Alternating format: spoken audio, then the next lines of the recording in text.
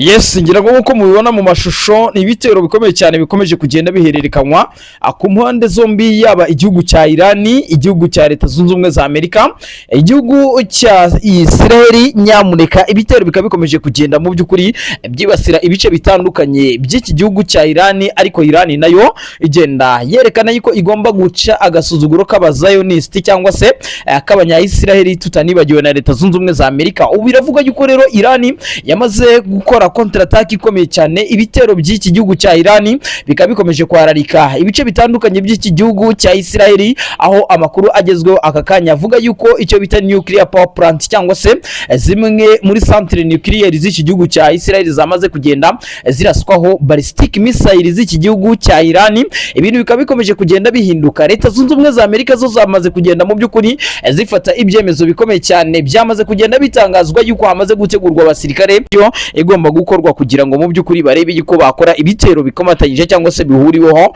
bigomba kuba byagenda bigabwa no ku butaka bw'igihugu cya Irani hifashishijwe ingabo zo ku butaka. Biravuga yuko rero uko iki gihugu cya Israel cyabigenje muri Gaza, ubwo bagabaga ibitero ara ku butaka bw'igihugu cya Gaza bakoresheje intwaro zikomeye cyane ndetse n'ibikoresho byose bishoboka bari bafite. Biravuga yuko rero aba ari wo mugambi ukomeye cyane Leta Zunze Ubumwe za Amerika zaba zirimo ziragenda zitegura, by'umwihariko kuri kiriya gihugu cya Irani. Ubwo muraza kugenda mumenya ibyo ari byo, ariko nyamuneka tukiri aha ngaha muragira ngo tuza kugenda tubabwira nanone andi makuru avuga yuko Amerika ikaba yamaze kugenda yanzura yuko igomba gukoresha ibikoresho byo bya gisirikare ndetse yifashishije ibigo byayo bya gisirikare biherereye hirya no hino mu burasirazuba bwo hagati, yaba mu gihugu cya Arabia Saudite, yaba mu gihugu cya Yemen, yaba mu bihugu bitandukanye birimo Kuwait, Leta Zunze Ubumwe z'Abarabu ndetse na Katari. Nyamuneka kugira ngo bifashishe izo base militaire kugira ngo bagabe ibitero kuri iki gihugu cya Irani.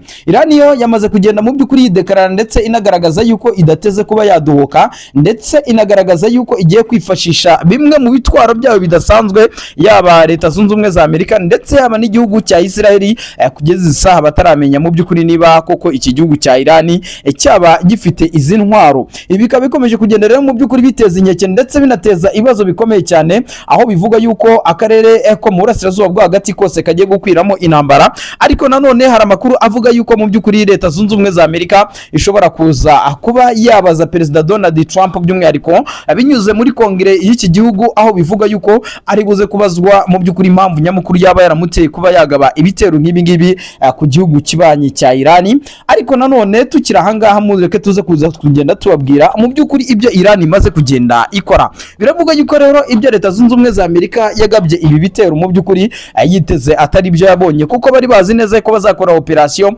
z'iminsi 2 ndetse n'urupfu rw'umuyobozi w'ikirenga w'iki gihugu cya Irani wo bita Ayatollah Khamenei amaze gupfa. Bumvaga yuko mu by'ukuri bizaba birangiye Irani izaba itakibashije kuba yabarwanya, ariko barimo baragenda batangazwa mu by'ukuri n'ibyo iki gihugu cya Irani kirimo kiragenda gikora ku mirongo y'imbere ku rugamba. Ni Irani mu by'ukuri irimo iragaragaza ingufu zidasanzwe ndetse n'ibikoresho bisa naho bikomeye cyane, ibihugu byinshi bitari byiteze yuko Irani yaba ifite mu by'ukuri ibikoresho. Ariko nanone bikagaragaza yuko mu by'ukuri uru rugamba mu gihe Irani yarukomeza ishobora kuzashirirwa n'intwaro, ikaba yahabwa mu by'ukuri ubufasha n'igihugu cy'Uburusiya ndetse n'igihugu cy'Ubushinwa. Mu by'ukuri muri intambara ibihugu birimo biragenda bikemangwa cyangwa se bitarimo biragenda mu by'ukuri bivugwa rumwe. Benshi baragira bati kubera iki Uburusiya budatabara Irani, ese kubera iki mu by'ukuri Ubushinwa budatabara Irani? Kandi mu by'ukuri basanzwe bahuriye mu gihugu cya BRICS nako mu muryango wa BRICS. Sibyo kandi nanone murabizi neza yuko mu minsi yashize ubwo Leta Zunze Ubumwe za Amerika yakoraga operation iyo bita absolute complete cyangwa se iyo bita absolute operation. Iyi ngiyi mu byibuke neza yuko mu by'ukuri ubwo perezida wa Venezuela Nicolas Maduro afatwaga na Leta Zunze Ubumwe za Amerika, nanone itangazamakuru ry'isi ryongeye kugaruka ku kijyanye no kuba mu by'ukuri igihugu cy'Ubushinwa n'igihugu cy'Uburusiya baba barimo barirengagiza inshuti zabo. Ni nk'uko rero bimeze ku gihugu cya Irani, aho bivuga yuko mu by'ukuri ibihugu byakabaye byaramaze kugenda byisanga muri iyi ntambara bagafasha Irani kugira ngo mu by'ukuri Leta Zunze Ubumwe za Amerika idasenya Irani nk'uko yasenye Iraq, nk'uko yasenye Libya ndetse n'ibihugu bigiye bitandukanye na za Afghanistan. Murabizi neza ko Leta Zunze Ubumwe za Amerika zigeze kugerageza mu by'ukuri gusenya iki gihugu cya Afghanistan, ariko Afghanistan irabananira neza. Ubu rero bikavugwa yuko mu by'ukuri intambara iri mu burasirazuba bwa hagati ari intambara ikomeye cyane, ni intambara itari buze kugenda yoroha, ni intambara mu by'ukuri yamaze kugenda ifata indi ntera hariya muri biriya bice bikomeje kugenda biberamo iyi mirwano. Turaza kugaruka mu gihugu cy'u Burundi naho turebe amakuru akomeje kugenda avugwayo nkuko twamaze kugenda tubibemerera. Ni igihugu cy'u Burundi gikomeje kugenda mu by'ukuri kigarurwa mu majwi agiye atandukanye. Ni Perezida Evariste Ndayishimiye, aho bivuga yuko uyu mukuru w'igihugu cy'u Burundi mu itangazamakuru byamaze kugenda bimenyekana yuko ashobora kuba yarazahajwe n'uburwayi bukomeye cyane. Ni uburwayi benshi batavugaho rumwe, hari bavuga yuko mu by'ukuri uyu mukuru w'igihugu cy'u Burundi yaba yaramaze kugenda arogwa cyangwa se avangirwa nkuko bigaragara, ariko none ibindi bikavuga yuko yaba yaradukanye uburwayi bukomeye cyane burimo uburwayi bw'umutima. Perezida Evariste Ndayishimiye ndetse no mu minsi yashize murabizi neza ko hakomeje kugenda hakwirakwira amakuru yuko uyu mukuru w'igihugu cy'u Burundi yaba arimo arazenguruka mu bice bitandukanye by'isi yivuza uburwayi bivuga yuko yaba abumaranye iminsi. Ibi ngibi bikomeje kuba kuri uyu mukuru w'igihugu cy'u Burundi nyamuneka, ariko nanone bikavugwa yuko guhera ku munsi w'ejo Perezida Evariste Ndayishimiye nanone yongeye kugarurwa mu majwi n'abaturage b'iki gihugu cy'u Burundi, aho bivuga yuko mu by'ukuri hakabaye hafite ibyakozwe kandi bikomeye cyane, aho kandi nanone amakuru agaragaza yuko mu by'ukuri mu gihe Perezida Evariste Ndayishimiye mu by'ukuri yaba atari buze kugenda akurikiranirwa hafi ngo barebe ibikorwa byiwe ndetse n'uburyo uburwayi bukomeje kugenda bugenda, mu by'ukuri Son Excellence Evariste Ndayishimiye ibintu bishobora kuzagenda bimuhindukana. Nanone kandi mudukundire tugaruke mu zindi ngingo zivuga yuko mu by'ukuri muri CNDD FDD cyangwa se mu ishyaka ari ku butegetsi ku butaka bw'igihugu cy'u Burundi, nanone indi ntambara ya politike no kurwanira ubutegetsi yongeye kuba yakaduka hariya mu gihugu cy'u Burundi. Ni Son Excellence Evariste Ndayishimiye we n'uwo bita Reverien Ndikuriyo usanzwe ari umunyamabanga mukuru w'iri shyaka ari ku butegetsi mu gihugu cy'u Burundi, bivugwa yuko baba barimo bararwanira ingoma, aho bivuga yuko kubera ibibazo by'ibitoro, ibibazo by'ubukene bikomeje kugariza abaturage, Perezida Evariste Ndayishimiye yaba yaramaze kugenda atakarizwa ikizere. Ibi bikahita bituma no mu by'ukuri Reverien Ndikuriyo ariho yahita afatira nawe akagaragaza izina rye cyangwa se izina rye ku ruhando mpuzamahanga rikaba ryagenda rimenyekana, ariko nanone bikagaragaza yuko mu by'ukuri iby'iki gihugu cy'u Burundi nabyo bikomeje kugenda bibagatera nzamba nk'akanyina wa nzamba, mu by'ukuri bikaba bikomeje kugenda bihinduka umunota ku munota. Murabizi neza yuko mu mwaka utaha cyangwa se umwaka uri imbere wa 2027 aribwo muri iki gihugu cy'u Burundi haba hateganyijwe amatora Perezida wa Repubulika. Perezida Evariste Ndayishimiye nago ari kuvugwaho rumwe, benshi baravuga yuko yamaze kugenda atakarizwa ikizere n'iri shyaka, bakavuga yuko rero uyu mugabo Reverien Ndikuriyo ari ushobora kuzatangwa nk'umukandida perezida kugira ngo arebe yuko yakongera kuyobora iki gihugu cy'u Burundi. Mu by'ukuri bigaragara yuko Perezida Evariste Ndayishimiye we yaba arimo aragenda ananirwa. Turaza kugenda tubabwira yuko nanone cyangwa se mu nzego za politike, ariko ibi sinshaka gukinaho cyane ngo mbigarukeho, ahubwo ndagira ngo tubanze tuganire cyane kuri uyu mugabo Reverien Ndikuriyo kuba yagarukiye muri ino shyaka rya CNDD-FDD. Biratanga icyizere yuko hari imbaraga zidasanzwe zishobora kuba zabaho cyane, wenda kuba Reverien Ndikuriyo ashobora kuba yavugira abaturage mu buryo bumwe cyangwa se ubundi, ariko nanone biteye inkeke kuko uyu mugabo nawe ari mu bantu bagiye bakemangwaho ikintu cyitwa ingengabitekerezo y'ivanguramoko. Ibi Perezida Evariste Ndayishimiye nawe yakomeje kugenda ashinzwa uko umunsi wagiye haza undi. Icyizere rero cy'uko Reverien Ndikuriyo hari ikintu ashobora kuba yakora hagati mu gihugu cy'u Burundi cyangwa mu ishyaka rya CNDD-FDD kirahari, ariko nanone ni ibintu bigomba gutwara igihe ukurikije uburyo ishyaka rya CNDD-FDD n'ubundi n'ubwo Reverien Ndikuriyo yagarutse. Haribazwa impamvu yari yafashe umwanzuro wo kuba yahagarika imikoranire hagati y'ishyaka rya CNDD-FDD nabyo bitewe n'iki kuba yagarutse si igitutu cya bamwe mu badede barimo Perezida Evariste Ndayishimiye bivuga yuko yafashe imyanzuro yo kwica cyangwa se kubabaza n'abadashaka gukorana nawe. Iki rero ni ikintu ubona ariko gikomeje kugenda kibazwa ndetse kandi gitekerezwaho mu buryo navuga yuko bugoramye kandi binateye n'ubwoba, aho bivuga yuko Reverien Ndikuriyo kugaruka kuri mu ishyaka rya CNDD-FDD ntabwo ari intsinzi ikomeye ku ishyaka rya CNDD-FDD, ahubwo bishobora no kuba ikibazo cyangwa se ihindukiro ry'ishyaka rya CNDD-FDD, kuko uyu mugabo ni umuntu unashinjwa kuba hari na bamwe ashobora kuba akorana hamwe n'abanyamahanga cyane, hanakomazwa kuri rero bitabara yuko ashobora kuba anakorana nawe mu ibanga rikomeye. Yego, hari umugabo wahoze akuriye imbonerakure mu ntara ya Bubanza, ngira ngo yitwa Rajabu si ibyo ko irindi zina rye ry'ikirundi ntari kuryibuka, ariko yitwa Rajabu. Hari amakuru rero ku munsi w'ejo yakomeje gucicikana avuga yuko iwe mu rugo rwiwe hafatiwe amajerekani 198 y'ibitoro, ndetse bivuga yuko ubutasi bw'igihugu cy'u Burundi aribwo bwakurikiranye aya makuru. Gusa harimo haravugwa yuko yaba ari cyangwa se ibi bitoro by'amagendo byaba ari bya Reverien Ndikuriyo, akaba akoresha uwo Rajabu. Rero biravugwa yuko byaba ari akamaramazano ku butaka bw'igihugu cy'u Burundi. Urabibona ute kuba Reverien Ndikuriyo akomeje kugenda akigaragara muri izo case kandi yaramaze kugenda agaragaza yuko yongeye kwizerwa n'ishyaka? Ibi ntibyaza kongera guteza confusion, cyane cyane yuko uyu mugabo we Rajabu we n'ubundi bisanzwe atavuga rumwe na Perezida Neva badacana uwaka. Ngo iki cyo cyagiye kiba n'ikibazo gikomeye cyane. Bamwe mu babarizwa mu ishyaka rya CNDD-FDD abakorana na Perezida Evariste Ndayishimiye, ndetse kandi baba ari abarimo n'ababarizwamo mu buryo bw'imikoranire isanzwe mu ibanga cyangwa se mu buryo bweruye. Ariko ikibazo gihari aha mu ishyaka rya CNDD-FDD harimo bamwe mu banyepolitike bakigaragara bavugwaho gukorana bya hafi na bamwe mu bo twakwita yuko batumvikana cyangwa batumvira neza Perezida Evariste Ndayishimiye. Rero guhera ku munsi w'ejo hari ibice twagiye twumva iriya misozi ya za Bururi, tugenda twumva imisozi za Murunga, twumva imisozi yegereye za Rutumbura, imisozi ya za Mugala, imisozi ya za Rutinga na za Rumonge.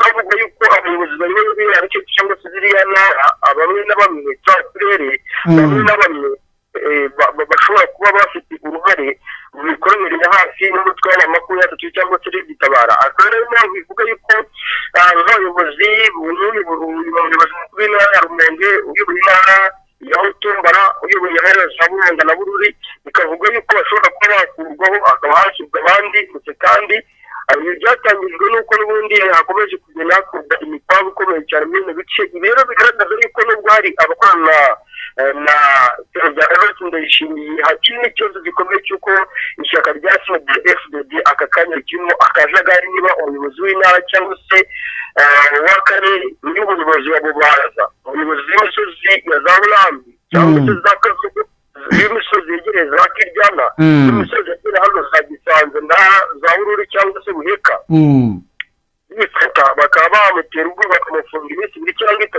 Icyo ni ikimenyetso kigaragaza yuko mu gihugu cy'u Burundi mu ishyaka rya CNDD-FDD bwakiriye ikibazo kugira ngo ibi bivuze nyuma y'uko ku itariki 13 z'ukwezi kwa mbere umuyobozi uyoboye intara ya Rumonge yatawe muri yombi agafunga iminsi 4 agaterekurwa, ariko hakaza gusangwa ngo ibyo yakekwaho cyangwa se ibyo ari kugenda bavuga birimo gukora n'umutwe wa Gitabara bitari byo, ndetse no gukorana n'abandi banyamahanga cyane bahurije hamwe kugira ngo barwanye ishyaka rya CNDD-FDD.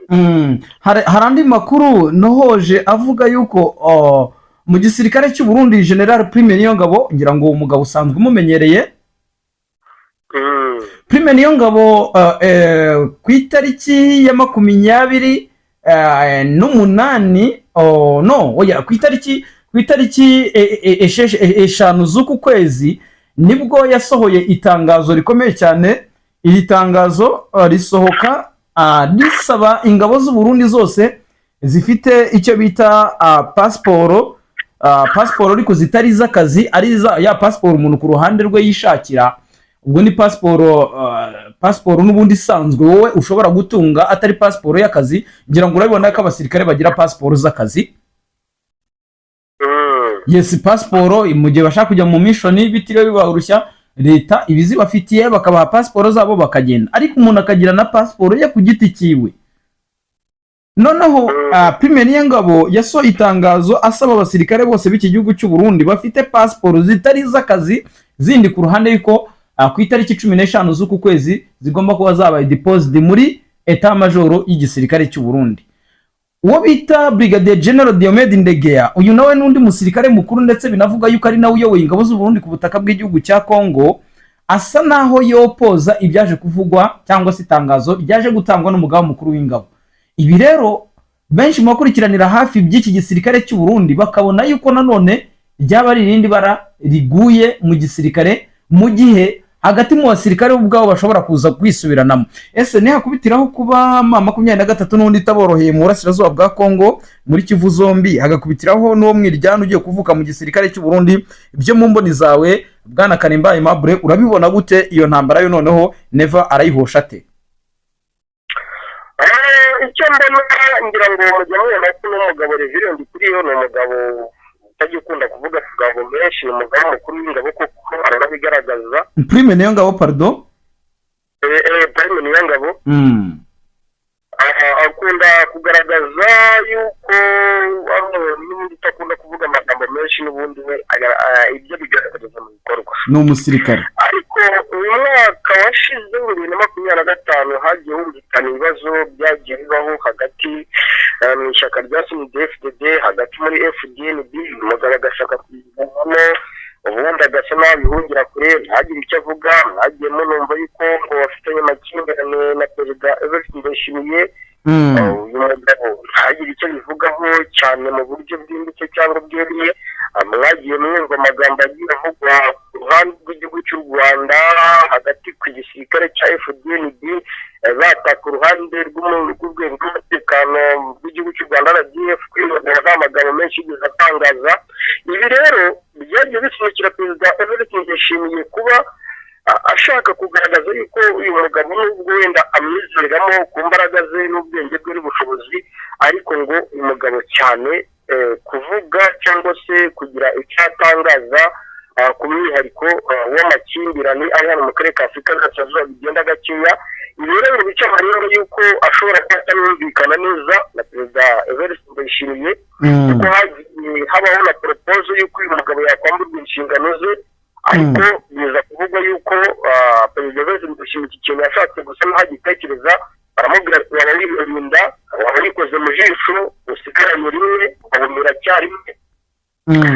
Bituma rero uno mugabo aguma ku mwanya afite kuba umugaba mukuru w'ingabo z'igihugu cy'u Burundi. Aka kanya bivuga yuko kuba ariho mikoresha perezida Evariste Ndayishimiye yashyizweho n'abandi basirikare bakomeye, bivuga yuko akabaye kuba wenda yaranafunzwe cyangwa se yarambuwe n'izi nshingano, ariko kubera yuko ahagazweho n'abandi basirikare n'abandi bari mu zindi nzego zitandukanye akaba yaragumye muri uno mwanya. Ibi rero ndakubwiza ukuri yuko ikibazo gihari hano M23 iri gutekereza iti twebwe nibishoboka tuzagaba ibitero ku Bujumbura, tuzagaba ibitero mu gihugu cy'u Burundi, ntabwo tuzemera kwihanganira ko mitwe yitwaje intwaro imwe n'imwe ijya guterezwa mu kigo cya gisirikare Bururi, ntabwo tuzemera yuko ibitero bituruka ku kigo cy'indege cya Mekunda International. Twakomeje kubirebera. Iki rero ni ikibazo ubona yuko gikomeje kugenda cyiyongera kandi bijyana n'uko no hagati mu nzego z'umutekano w'igihugu cy'u Burundi, navuga yuko perezida Evariste Ndayishimiye ashaka no kugaragaza yuko ashaka kuhakora impinduka. Iki kigatanga ikindi kibazo gikomeye cyane twebwe twibaza bati noneho iherezo ry'igihugu cy'u Burundi cyangwa ry'inzego z'umutekano w'igihugu cy'u Burundi, ibintu biraza kurangira gute? Yego Karemba, ngira ngo twanzura ku kijyanye na politiki y'iki gihugu cy'u Burundi, birazwi neza yuko umwaka utaha w'2027 iki gihugu cy'u Burundi hateganyijwe amatora ya perezida wa Repubulika, ariko kugezana n'izi saa CNDD-FDD ntago iragaragaza ninde ugomba kuyiserukira nka kandida perezida. Benshi barashyira mu majwi perezida Evariste Ndayishimiye yuko yakongera kugarurwa akagirirwa icyizere n'iri shyaka, abandi bakavuga bati Reverend Ndikuriyo nawe bitewe n'icyizere afite mu mbonerakure ndetse n'abandi bayobozi bakomeye mu gihugu cy'u Burundi ahawe uwo mwanya yabishobora. Abandi bakavuga ati Gervais Ndirakobuca nubwo ari umugabo udakunze kugaragara muri media cyane, ariko ni umugabo uri serious, ndetse hakabamo n'ikindi gice cy'abantu kivuga ati nta keza katari CNDD-FDD. Bwana Karimba Aimable, mu mboni zawe, mu mbona kazoza zawe, perezida Neva arongera kuyobora abadede umwaka utaha, arahabwa icyizere? Mu mboni zanjye perezida Neva birashoboka, kuko cyane political system za hano muri Afurika kenshi usanga haba harimo kudomina cyane kw'ishyaka rimwe, kandi nanone kudomina kw'ishyaka rimwe ugasanga mu ishyaka runaka hari umuntu ufite ijambo witwa Gakiza. Ibyo ni ibintu bisanzwe, ariko cyane noneho twagira ku butaka bw'igihugu cy'u Burundi tugasanga perezida Evariste Ndayishimiye asa naho ubuyobozi bw'igitugu cyane, kuko ugerageje kugira ikintu asa naho avuga gisa naho kimwamaganira kuri cya kigaragaza yuko adashoboye cyangwa adashobotse, ashobora guhura n'ibibazo bikomeye. Nubwo nta kintu kiratangazwa, perezida Neva bataravuga yuko ari we uzaserukira itaka rya CNDD-FDD, ariko mu makuru y'ibanga ahari rwose no kuri mugabo ari we uzagaruka akongera kubereka igihugu cy'u Burundi rwose ntabwo ibanga rikomeye bwana munyamakuru. Mu mboni zawe abarundi ntibaba bapfuye kabiri nk'uko bavuga bati turataka ubukene, ikibazo cy'ibitoro, ifungwa ry'imipaka, ibanye n'amahanga, politike yarashwanyaguritse kubera ubuyobozi, ntabwo abarundi baba bapfuye kabiri mu mboni zawe?